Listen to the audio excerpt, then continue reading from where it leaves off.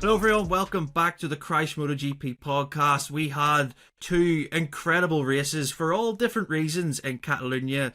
I'm of course joined by Rob Jones and Pete McLaren. Pete is currently in Barcelona. Pete, that was a weekend that's seen many different things. We had it really set from the start on Thursday. Aleix Espargaro announcing his retirement at the end of the year. We've talked about it plenty of times. We've seen it coming. And he comes into this weekend, gets pole position, wins the sprint, which we'll get on to, maybe in a lucky circumstance. But yeah, just reflect on his decision, and it seems that he's pretty comfortable with it, isn't he? Yeah, so it seems that way, Jordan. Yeah, I think, sort of Thursday morning we started to hear these sort of rumours that Aleix was going to announce something today, and then the exceptional press conference announcement comes out, and so you always know what it means then. And to do it in his home round, I suppose it's the right place to do it, isn't it, for him? But you never quite know, do you, what the riders will do after that? Once their mindset changes, what will they be like on track? But I interviewed Fabio Quartararo on Friday evening and asked him about it, and he said, look, the way it worked with Aleix, he announces his retirement, goes on track the next day and is fastest. He said, perfect. That's the way you want to do it. And that's what he did. And then he carried it on, as you say, not just from practice, qualifying, and then the sprint race as well. So yeah, great for him. So much has happened at this track for him, hasn't it, over the years? He obviously started his career there, but highs and lows, messing up the last lap and all that kind of thing, throwing a podium away, then the double win last year, then he gets the sprint. But wasn't quite the fairy tale finish on Sunday, was it? But still, a memorable weekend for him. And he's got the rest of the season to look forward to. I mean, that Aprilia, it's a good bike, but as we saw on the other side, it's like one of the Aprilia riders does well, the other one struggles, isn't it, at the moment? Exactly, yeah. Rob, he kind of said, I think it was, he hopes that the other riders would let him win in some way. And to be fair, that sprint race, we had three different leaders. They all crashed out at some point, and Aleix was handed the win. So yeah, he did have a great weekend. But when you think of Aleix Espargaro for going forward this year, how's his mentality going to be around other circuits? Sometimes he doesn't like other circuits, he makes it clear. But now that this is announced and it's off his chest, do you think we could see him just riding freely and not really, maybe just enjoying everything now because he knows it's his last year? I do. Just on the sprint, I think a few too many riders took that statement too literally and did move out of the way at every opportunity. But I think what that announcement has done for Aleix, not just ahead of Barcelona, which for him was the right circuit to do it at, not only because it's his home round and of his previous results there, but I think he knew he was going to be fast there and he was going to have the potential to at least, now with the addition in the last couple of years of the sprint, to have two opportunities essentially at winning, and he obviously did on Saturday. I think what it does do going forward is it takes the pressure off. He's not having to think about the championship. He's not having to think too much in terms of achieving results for next season. For him, it's just a case of go to every track, just do his best, get the best out of the bike. And I think it's gonna be better for him this season because he's going to be able to enjoy it more. He's got that time off coming that for him is going to be very important because a bit like his brother, Paul, spending family time is very important to the Espargaro brothers. So knowing he's got that coming up, I think is naturally going to make him a happier and more, just a more consistent rider, you'd hope, because like Pete said, again this weekend, one Aprilia up there, one Aprilia nowhere. We'd like to see them both at the front, but we'd like to see Aleix. In the last couple of years, he had very consistent stretches. If he can put one of those together at least to sort of end his career, I think he'd be more than happy. Yeah, exactly. And we'll get on to other Aprilias in a moment. I want to talk about Pecco Bagnaia.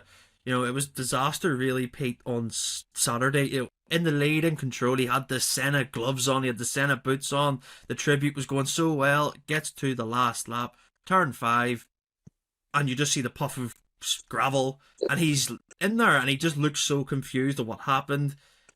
But he turns it on a Sunday again, and he just delivers, and it just shows you this mentality that he has. He can just bounce back straight away. I don't know if Ducati like it, but it's just incredible to see, isn't it?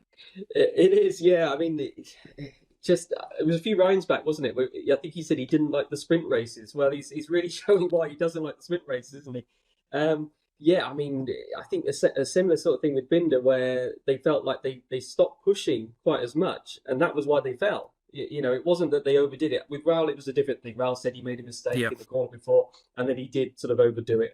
But with Binder and with Bagnaia, they were sort of almost backing off a bit, and that changed the load on the front, and down they went. So, yeah, a bit of a disaster. Yeah, quite funny, the Ducati guys were saying after the race, of course, Pecco took the lead in that exact same corner, didn't he? And they were all saying, of all the corners, you know, to do that pass on. But yeah, he made it work, and he gave a bit of a gesture to the corner, didn't he, on the slowdown lap to let him know what he thought of it, didn't he? Which was quite funny as well. But as you say, yeah, I mean, again, and it just shows he's able to come back from that sort of thing and not be afraid of even the corner where he lost the race. So the day before, he's still willing to push it again, and he can reset, can't he? We've seen that a lot. But you know, on the other side, Martin, really a perfect weekend for him, wasn't it? And again, showing he's filled that gap that he had last year with the mistakes. There he was in second place, home race. You got all your family, your fans, all the extra guests that you bring to a home race. Of course, you want to win. There's a lot of pride at stake, and yet he kept all that under control, brought it home in second. Great big point lead still. So, you know, for both of them, the race was a fantastic, you know, showing result, what they needed, call it what you like, for different reasons. But the end result is that, boy, Martin, well, I mean, he's 37 points ahead. So that means Sunday at Mugello, unless there's a count back on wins, I'm not sure what the wins balance is, but he'll still be leading again, won't he? So he's keeping that buffer. He's doing what he needs to do ahead of this big decision that's coming up about the team seat. But to be honest, there's still no more clues about who that's going to be. So, yeah, big weekend ahead. Exactly, yeah. And as Pete says, Rob, you know, Jorge Martin, he's doing this every time you look at the top five, he's in there.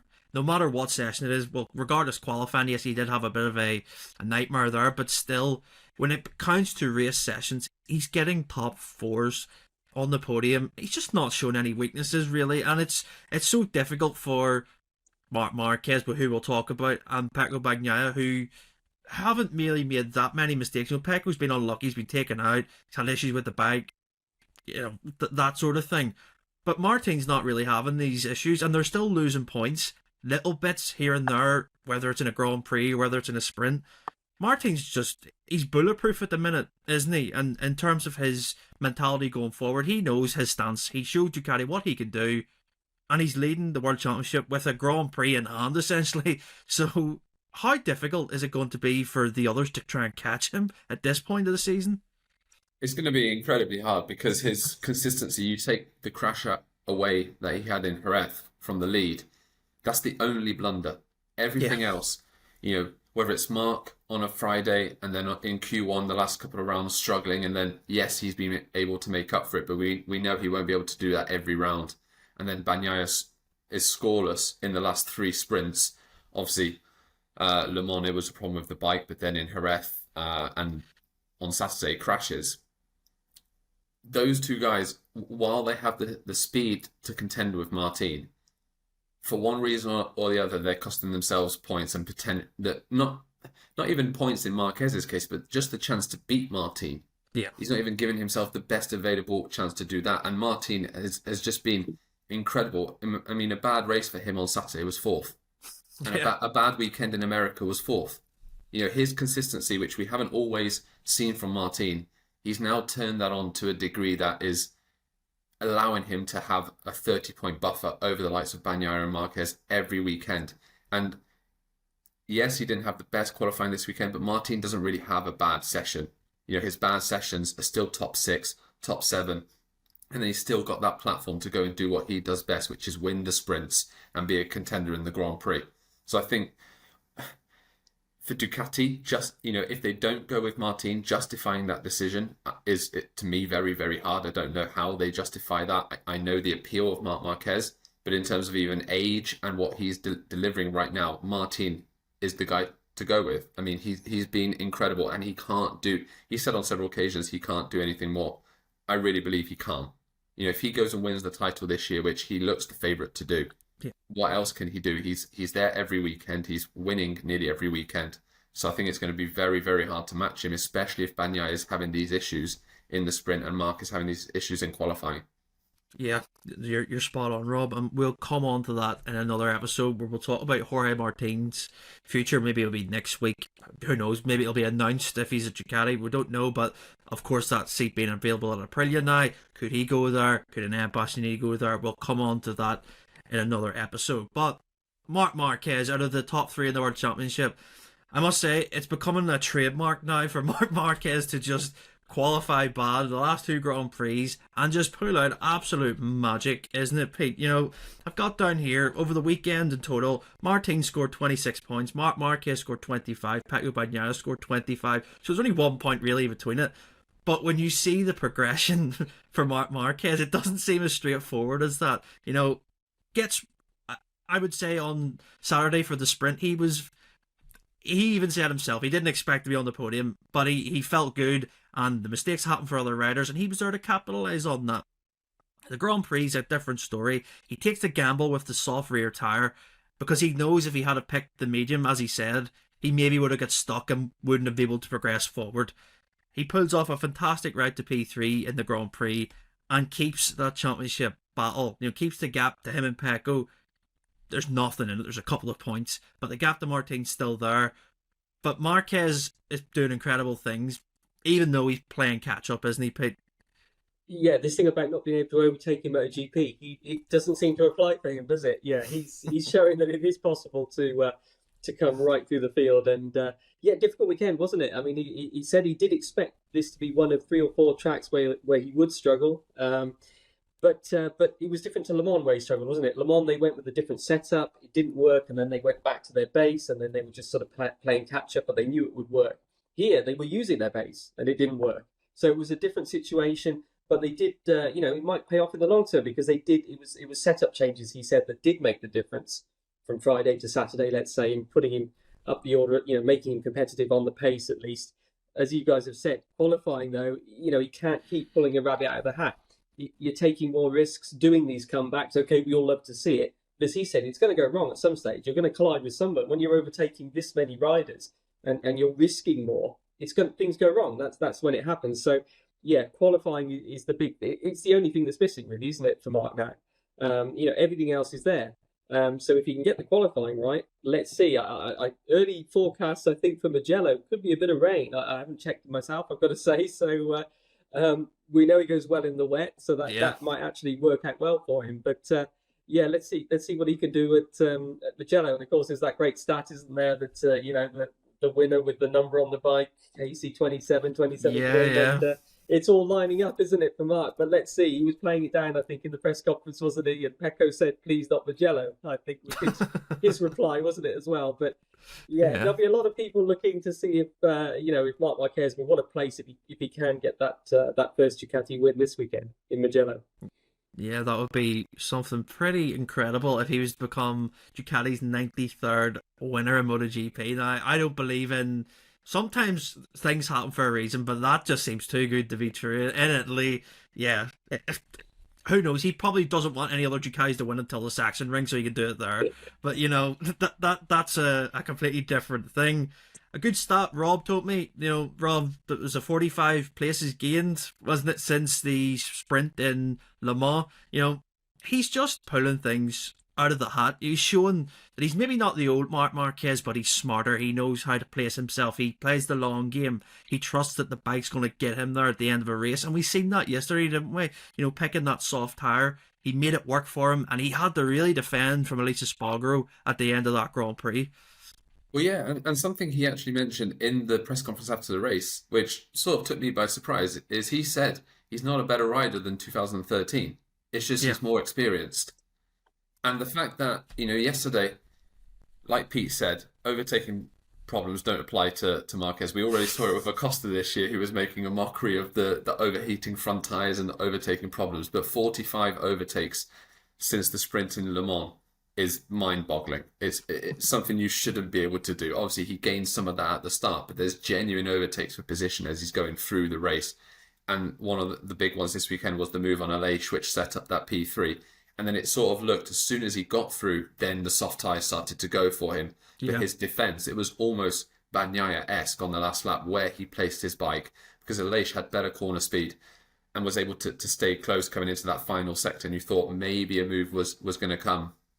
But Marc was just brilliant in his defence, and the way he's been able to overtake and the pace he's got on that Ducati, if you combine those two things, there is no limit for what he can achieve, not only this season, but if he does get that GP25 next season and move into the factory team, I mean, he's going to be one of the favourites for the title. He's already a title contender on the year-old bike with problems in qualifying. So I think for Marquez, it's just a case of putting it all together, adding that consistency, which again, he alluded to yesterday, saying the second part of the season, sort of Sachsenring onwards, going to circuits that suit him a bit better in terms of like the Asian rounds in Motegi, Buriram, that sort of thing. I think it's where we're going to see Marquez at his best on this GP23 bike and able to consistently be there from a Friday through to a Sunday. But his performance in Catalunya, a difficult circuit for him, a circuit where he was a bit lost on Friday, like Pete said, where his base setup didn't work. And he came from 14th to 2nd, 14th to 3rd. So if that's what he's able to do in a very bad weekend, on a weekend where it's not a circuit that suits him, obviously Mugello's never really been his best circuit either. But if you can qualify better there, why can't he be in contention? Exactly. It's spot on. And the stat that I really like, 3 podiums in a row for the first time since 2019. So it's like we've had that 4 years where he's had everything that's been thrown at him, injury, the difficulties with the Honda, and do you know what? It makes me smile when I see him celebrate, because it's like he knows what it means just to get a podium. If you had to show Marc Marquez in 2018 getting a 3rd place, he wouldn't look that happy. He wouldn't have. It would have been okay, I've got points, but the joy that it brings him just to be back on the podium and to be competitive, MotoGP is in such a good place for that, and it's a great story. And let's see what he can do in Mugello. I don't think he's going to be he will be a favourite, of course, for everybody, but he's going to have a real tough hand with Bagnaia and Martin. Another Ducati rider I want to mention, Pete, Aleix Espargaro, who kind of didn't listen really to anybody, did he, on Sunday? He had his reasons for it. He got handed a 32-second time penalty because he didn't do long lap penalties. Tell us what Aleix said, because it was quite funny reading his report after the race. That's right, yeah. So we all just assumed he missed all the messages. That was the natural assumption when a rider doesn't serve the long laps, isn't it? You think, he didn't see it. And he was like, no, I saw it. It was the dashboard was fine. He said, I just didn't agree with the message. We're like, oh, okay. Then he explained that he did cut the corner at turn 1, but it was because he got pushed out wide during his battle with Aleix Marquez. He tried to pass, I think Aleix then sort of got back on the brakes. They're side by side. He said he was on the curbs. He had no choice, so he went straight on. And then he went through the long lap penalty lane to rejoin the track. So two things from his point of view was that, one, he didn't, he was forced to go off the track and cut the corner, but 2, he went through the long lap. So how could he have gained time or not given up enough time, given that the whole point of the long lap is that it's slower? So, and he added to that when he rejoined Aleix Marquez, who obviously he'd been bar to bar with, was now miles up the road. So he thought, well, I must have given up enough time. That was his point of view. Obviously, the stewards, it's done on averaging of the sector, isn't it? So it's not an obvious, okay, well, what did they do the lap before? It's an average. So we don't know exactly the numbers, and they're not released to us by the FIM stewards. You just get at least we do get the reason, a brief reason, which was that he didn't give up 1 second, but we don't know what he did give up or what they calculated that he gave up. But either way, so he just wasn't going to take the penalty. Now, the trouble is that then, of course, the penalties go up and up, as we saw. You then get a second long lap, you then get a ride through, and then you get the 32 seconds that you mentioned.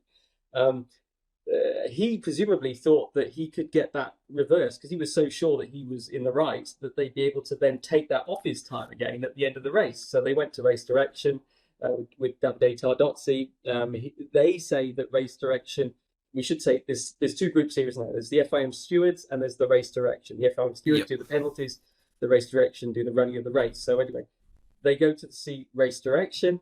They review everything. They say that they sort of agreed with Bastianini's point of view. We don't know if that's actually what they said, because of course they don't really publicly comment, but either way, you can't appeal. That's the trouble. You can't appeal certain penalties. Penalties in a race can't be changed. That's the whole point of it. So the trouble is that I think while they may have been sympathetic to him and certainly seen that he was forced off, I also heard that maybe in the Moto2 race, Senna Aegis might have had a similar thing, where he was forced off and then they said he'd exceeded track limits.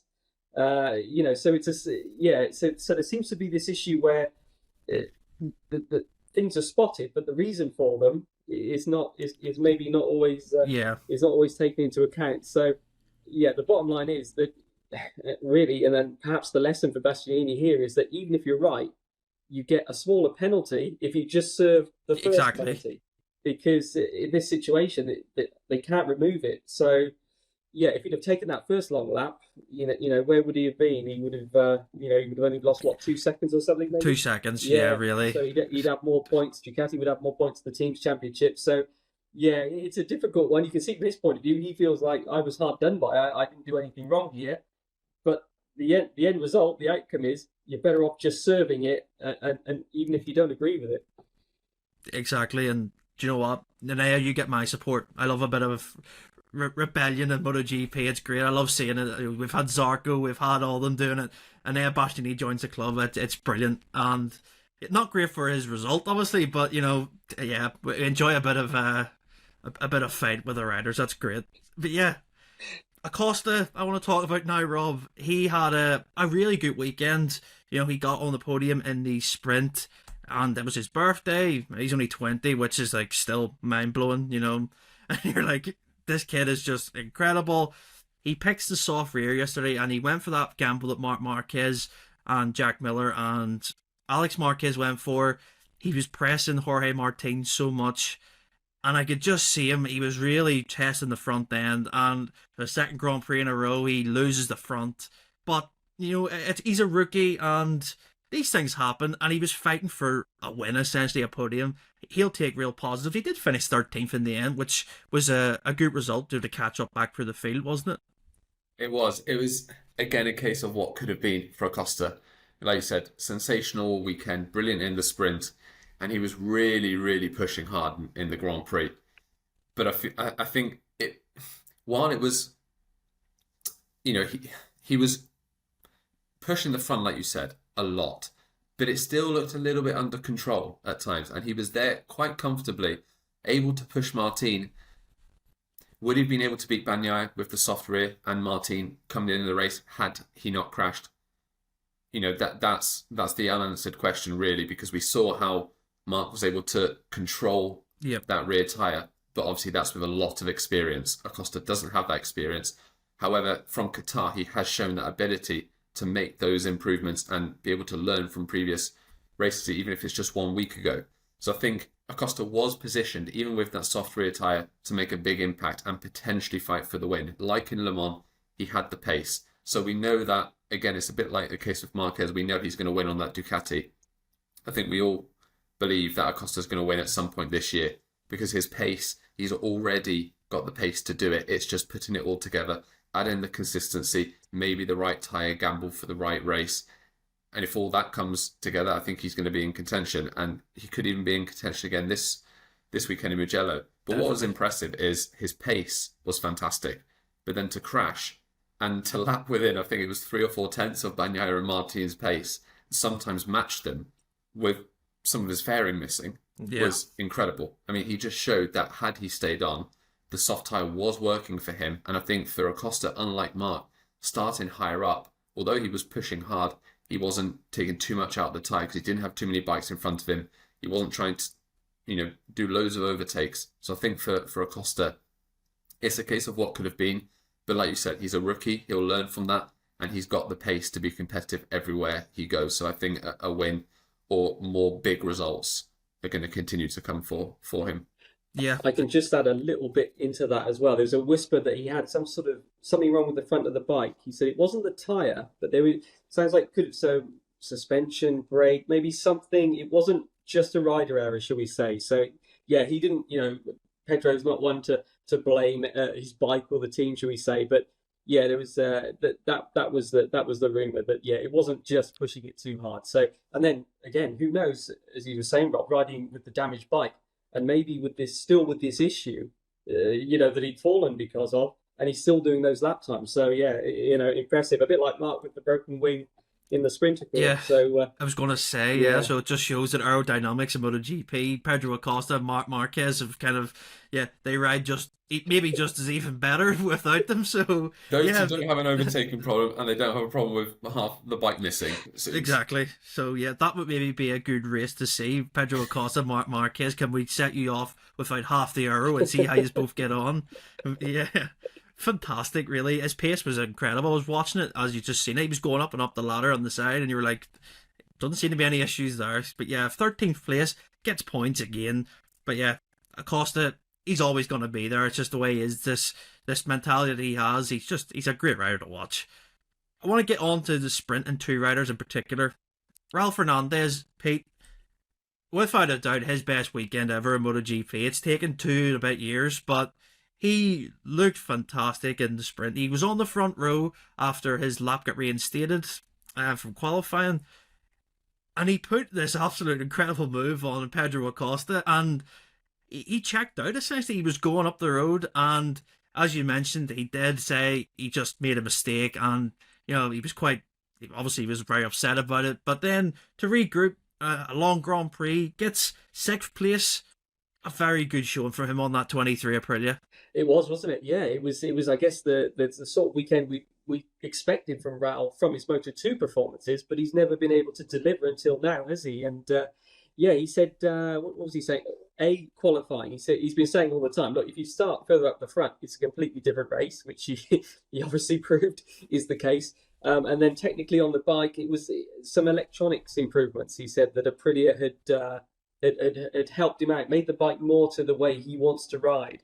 Not making it easier, it seems, not smoothing it out or anything, but somehow the connection that he's got now with the throttle and the engine through the electronics, that seemed to be the thing that made the difference.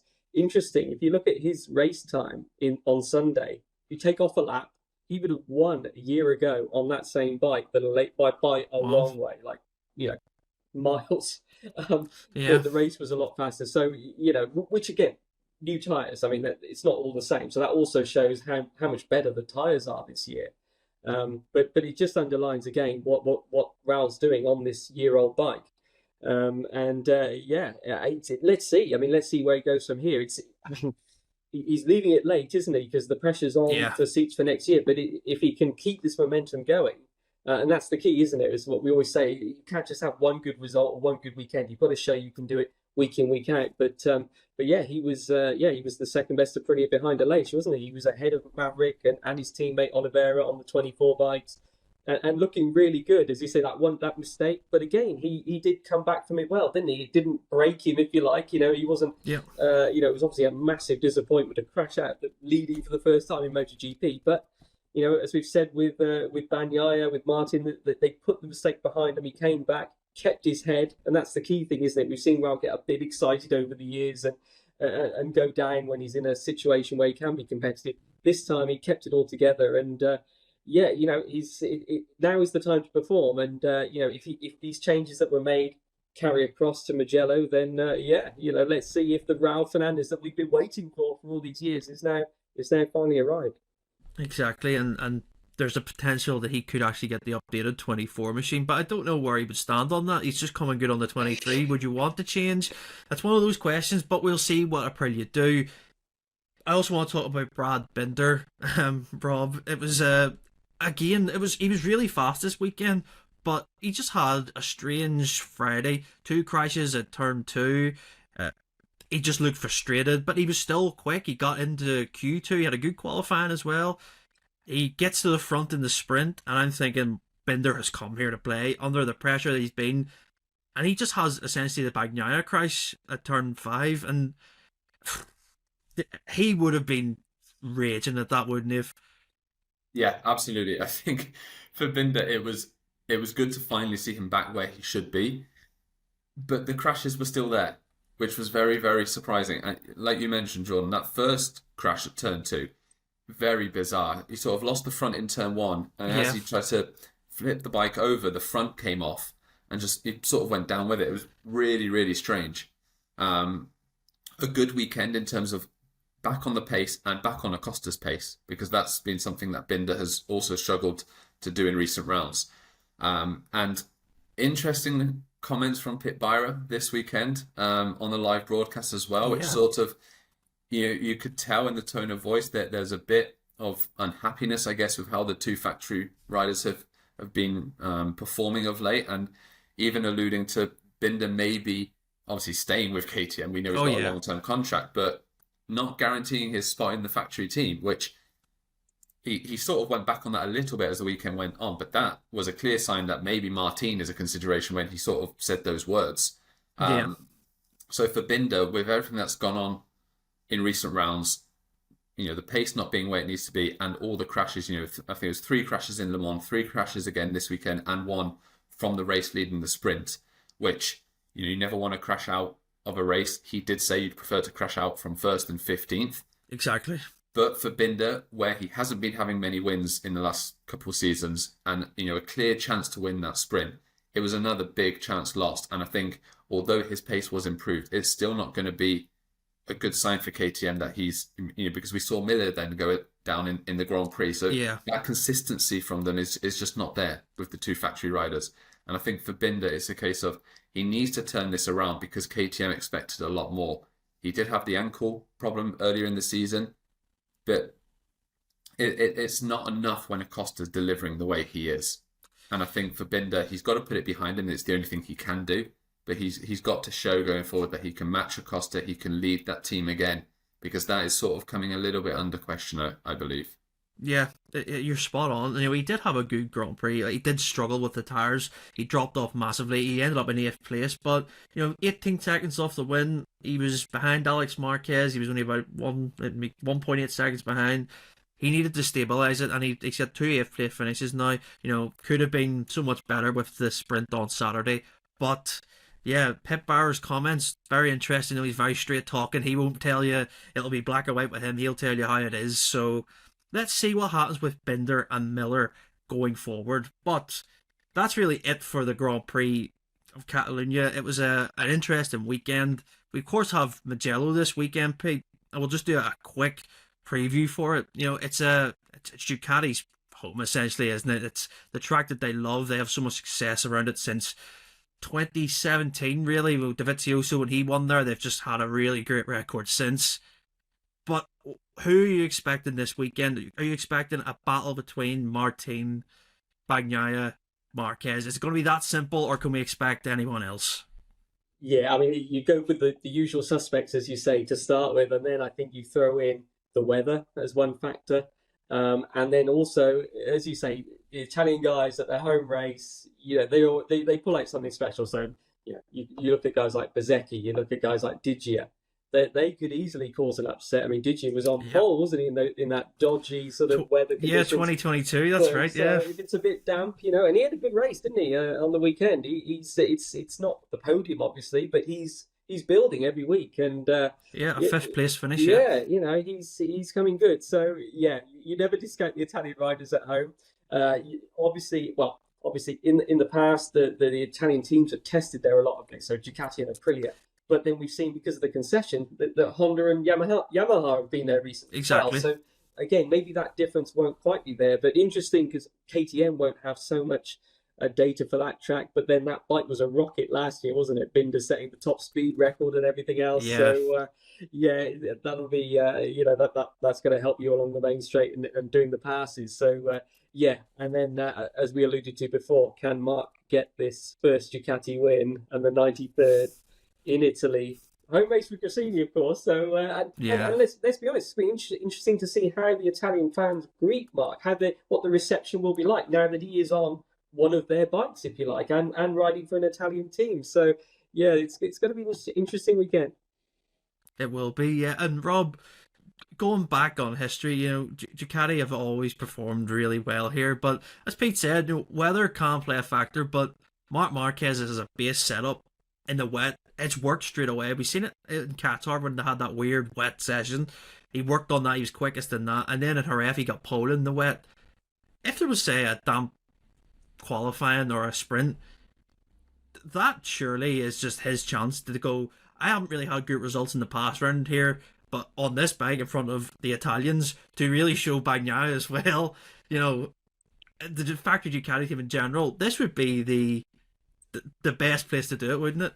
I think this would be the statement of all statements. If, Marc Marquez can turn up to Mugello on a Ducati and win, that would be a sensational achievement, a surprise. I think more of a surprise if he does it in the Grand Prix, just because we know he struggled at Mugello in the past. However, say that with a pinch of salt, because he is on a Ducati now, and you sort of have to throw that out the window a little bit.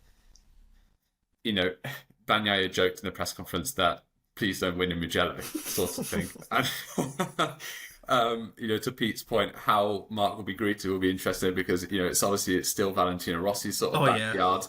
But he is on a Ducati now, Italian team, and he's got the performance to win. And like you said, Jordan, very good point to make. If the conditions are changeable, that throws out the Mugello prospect. It throws out the Bagnaia and Martin being more consistent on their bikes because they've been with Ducati for longer.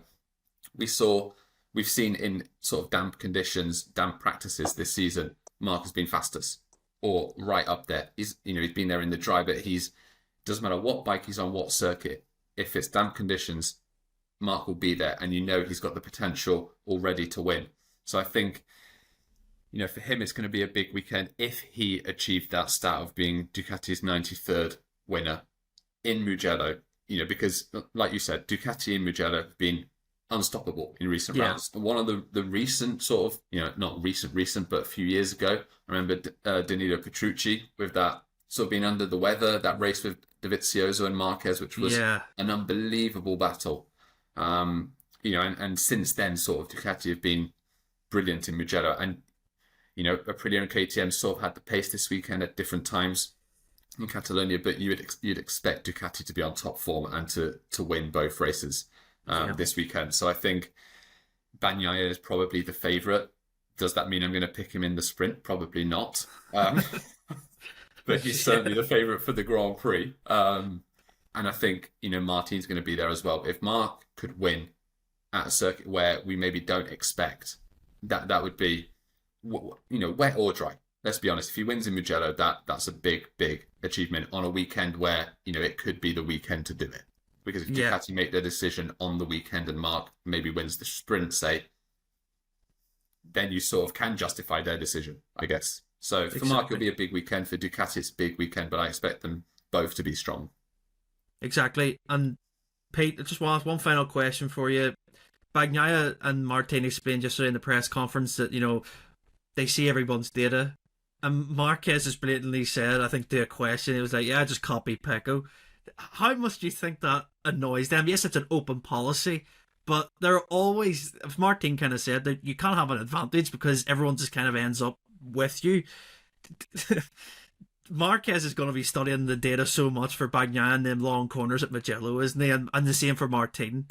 Yeah, exactly. Yeah, it's a bit like towing, really, isn't it? When you're the fastest guy and you're towing other people, it annoys you. But then if you're struggling and you need a tow, it's good. It's fine. It's kind of a bit like that with the data, as you say. I think Martin was saying as well. It's hard to sort of break away, isn't it? Because you can, if you're leading, the other guys see where you're getting an advantage, and then try and repeat it or copy it, what you're doing. And so but then that's the strength of having 8 bikes, isn't it? And keeping so many riders competitive. And it was one of the things Aleix was asked about. How did Ducati go from where they were on Friday to 3 Ducatis on the podium on Sunday? And he was almost at a loss to explain it, other than that Barcelona was a test track for Ducati this year. They picked it because they struggled last year. And he was asked specifically, to your point, is it because of the 8 riders and the data and everything else? And it's impossible to tell. He said, if you're not in the team, how much of a difference that makes, but it's got to obviously help. And as you say, Marc was pretty clear, wasn't he? But they all look at each other. That's the bottom line. Everyone's looking at where else is strong. And interesting, wasn't it, that they were pointing out the strengths and weaknesses of each other, and they're all strong in a different part of the corner, and braking, entry, and Martin on the exit and everything else. So there's some things that I'm sure help to see, but other things will just be riding style, won't it? And Mark's good on the brakes. It doesn't mean, oh right, I just need to be good on the brakes. It's not as simple as that, is it? You still have to do it. And but yeah, it's certainly interesting that Mark is looking, and let's remember Mark's on a different bike, isn't he, as well? So not all the things he sees will even be possible on his bike, and vice versa. The GP24 will work slightly differently to Mark's bike. So he's an outlier in that sense. He can't just, okay, that's what they're doing, let's put those settings on my bike, because it is different. Exactly. And I just hope we get an absolute Mugello classic. I think we're due one. I want a real battle for the lead. Sometimes at Mugello you get someone who can control the pace, but I think this weekend, throwing in the weather, hopefully, bit of drama. Can't wait for it. Rob, give me your pick for the sprint first. I know it's so difficult because we've just had the race and we haven't even seen a bike on track yet, but who do you think will be the sprint winner in Mugello? For the sprint, I'm going to go with Martin. Okay.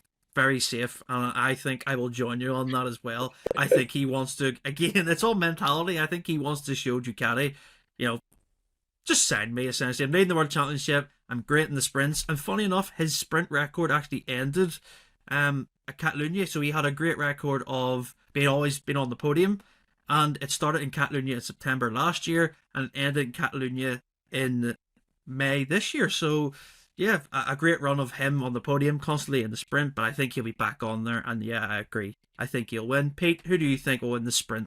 I'll go with Mark. So we'll stay with the Spanish upset, shall we say? Partly again because maybe there'll be a bit of mixed weather in there. So I don't know whether you count that as a 93 winning the 93rd Grand Prix, but there we are. So yeah, I'll go with Mark for the sprint.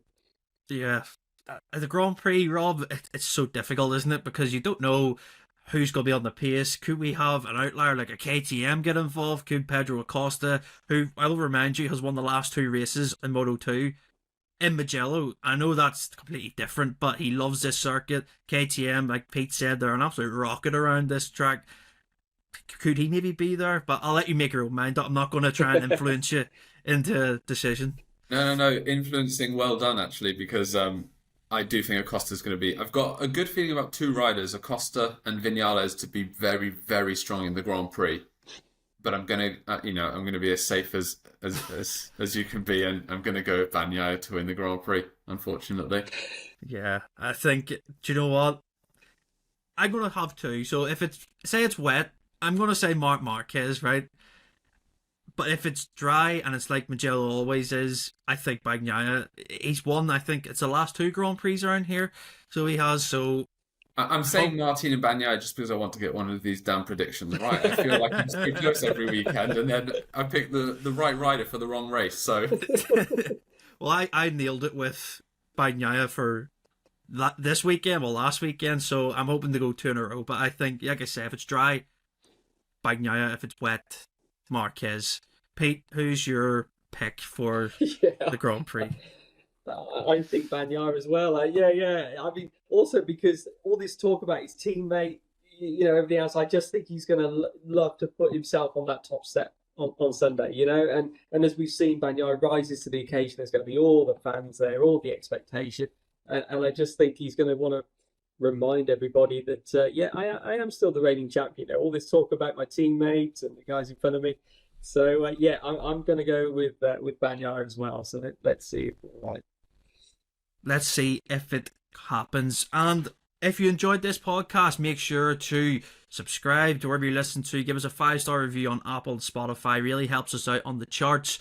Big thank you to all the comments we had on our last podcast, giving their opinions on the Ducati situation. Really interested in reading them. Love hearing people's opinions because they differ so much.